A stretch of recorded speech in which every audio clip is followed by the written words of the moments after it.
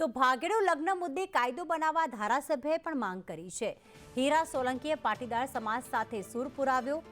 ભાગેડુ લગ્ન મુદ્દે ધારાસભ્ય હીરા સોલંકીએ નિવેદન આપ્યું કે સરકાર આ અંગે કોઈ કાયદો બનાવે। મા બાપ રડતા રડતા આવે ત્યારે દુઃખ થાય છે। હીરા સોલંકીએ એ પણ કહ્યું કે મારા સહિત અનેક સમાજમાં મેં જોયું છે કે આ પ્રકારની સમસ્યા છે। મારો ટેકો છે મા બાપ બચ્ચાઓને એ માટે મોટા નથી કે મા બાપ જે દીકરા દીકરીઓને મોટા કરી અને અચાનક જ જ્યારે આવું પગલું ભરતા હોય ત્યારે મા બાપ કંઈક અપેક્ષા લઈને બેસ્યા હોય, દીકરા પાસે હોય દીકરી, અને મા બાપ ક્યારેય દીકરા દીકરીનું ખરાબ ન વિચારે, કોઈ પણ મા બાપ હોય ત્યારે, અને એની રજામંદીથી થાય તો એ વધારે સારું કહેવાય।